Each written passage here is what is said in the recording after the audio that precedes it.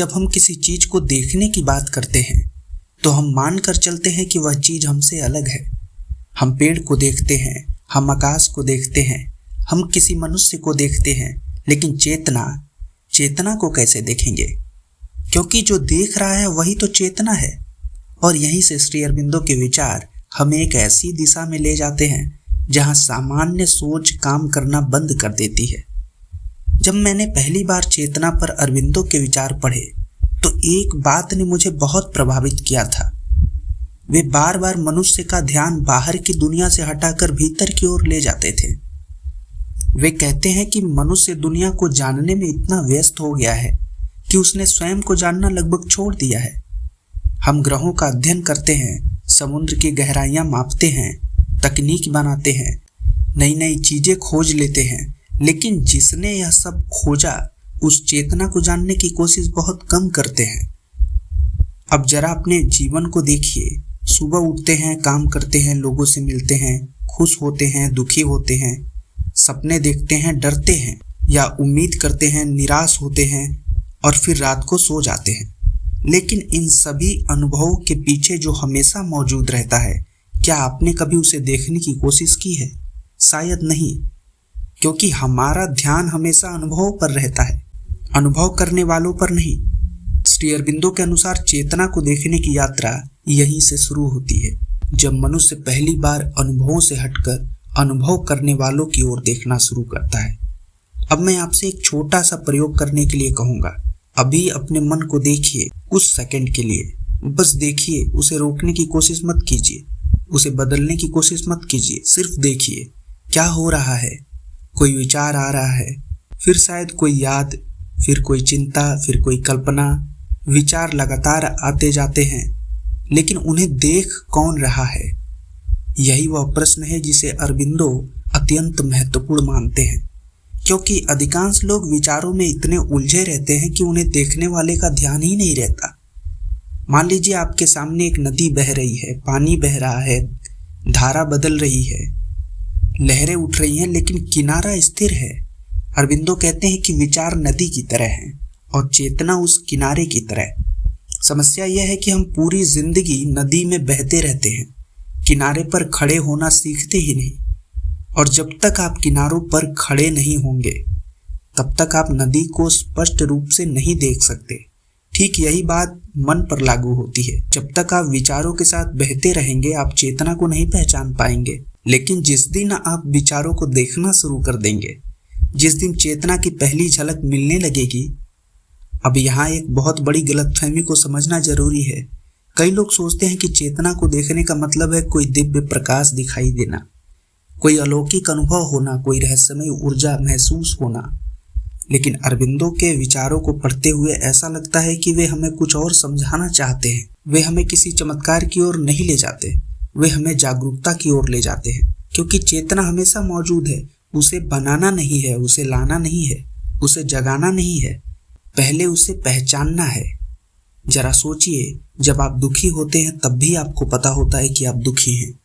जब आप खुश होते हैं तब भी आपको पता होता है कि आप खुश हैं। जब आप क्रोधित होते हैं तब भी आपको पता होता है कि आप क्रोधित हैं। यह पता होना क्या है? अरबिंदो के अनुसार यही खोज का प्रारंभिक बिंदु है। भावनाएं बदलती रहती हैं, विचार बदलते रहते हैं, शरीर भी बदलता रहता है, पर यह जानने की क्षमता बनी रहती है। और यदि कोई चीज हर परिवर्तन के बीच बनी रहती है तो क्या वह हमारी वास्तविक प्रकृति के अधिक निकट नहीं होगी? यहीं से चेतना का रहस्य धीरे धीरे खुलना शुरू होता है। कल्पना कीजिए कि आप एक सिनेमा हॉल में बैठे हैं, फिल्म चल रही है, दृश्य बदल रहे हैं, किरदार बदल रहे हैं, भावनाएं बदलती जा रही हैं, कभी खुशी, कभी दुख, कभी डर, कभी उत्साह। लेकिन इन सब के पीछे एक चीज हमेशा एक जैसी रहती है, स्क्रीन। फिल्म तो बदलती रहती है, स्क्रीन नहीं। अरबिंदो के विचारों के अनुसार जीवन भी कुछ ऐसा ही है। हमारा मन फिल्म है, हमारे विचार फिल्म है, हमारी भावनाएं फिल्म है, लेकिन चेतना उस स्क्रीन की तरह है जिस पर यह सब घटित हो रहा है। अब प्रश्न फिर वही है, चेतना को कैसे देखें? शायद चेतना को किसी वस्तु की तरह नहीं देखा जा सकता, शायद चेतना को पहचानना पड़ता है। जैसे अचानक किसी दिन आपको एहसास हो जाए कि आप केवल अपने विचार नहीं हैं, आप केवल अपनी कहानी नहीं है, आप केवल अपने डर नहीं है, आपके भीतर कुछ ऐसा भी है जो इन सबको देख सकता है। और जब यह समझ थोड़ी गहरी होने लगती है तब जीवन बदलना शुरू होता है, क्योंकि अब आप हर विचार पर विश्वास नहीं करते, हर भावना के साथ बह नहीं जाते, हर डर को सच नहीं मान लेते। आपके भीतर एक दूरी पैदा होने लगती है, एक साक्षी भाव, एक देखने की क्षमता। और शायद श्री अरविंदो के विचारों के अनुसार चेतना को देखने का पहला वास्तविक कदम यही है, विचारों को देखना सीखना। क्योंकि जिस दिन आप विचारों को देखने लगते हैं उसी दिन पहली बार आपको यह संभावना दिखाई देने लगती है कि देखने वाला विचार नहीं है। और यदि देखने वाला विचार नहीं है तो वह कौन है? यही प्रश्न चेतना के द्वार की चाबी है।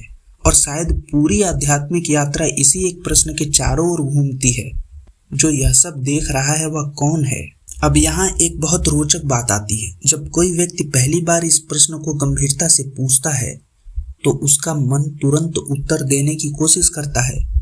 मन कहता है, मैं हूँ, मैं एक पुरुष हूँ, मैं एक भारतीय हूँ, विद्यार्थी हूँ, व्यापारी हूँ, या फिर कोई और पहचान। लेकिन जरा ध्यान से देखिए, यह सब परिचय हैं, सब भूमिकाएं हैं, सब जीवन के बाहरी वस्त्र हैं। लेकिन क्या ये वास्तव में उस देखने वाले को परिभाषित करते हैं? श्री अरविंदो कहते हैं कि मनुष्य ने स्वयं के चारों ओर पहचानों की इतनी परत बना ली है कि वह अपने वास्तविक स्वरूप को भूल गया है। वह नाम को स्वयं समझ बैठता है, वह शरीर को स्वयं समझ बैठता है, विचारों को स्वयं समझ बैठता है। लेकिन यदि नाम बदल जाएं तो क्या आप बदल जाते हैं? यदि आपके विचार बदल जाएं तो क्या आप समाप्त हो जाएंगे?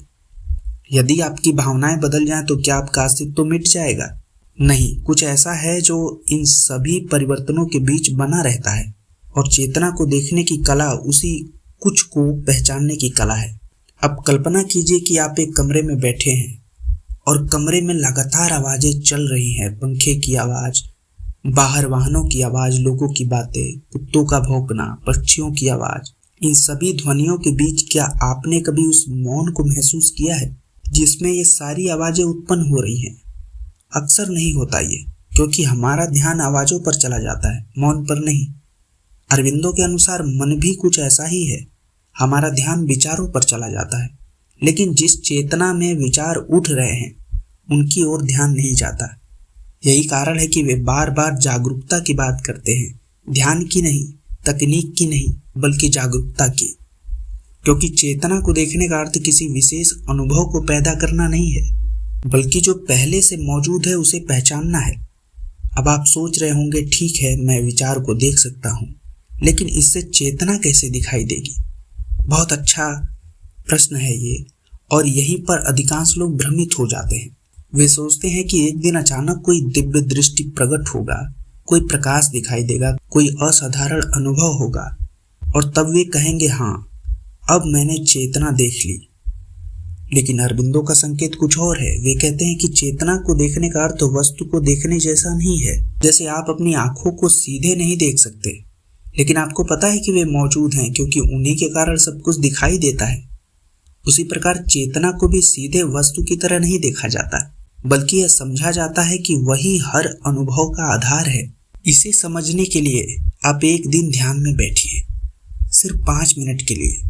कोई मंत्र नहीं, कोई कल्पना नहीं, कोई विशेष प्रयास नहीं, सिर्फ बैठिए और अपने भीतर जो कुछ भी हो रहा है उसे देखिए, बस देखते जाइए।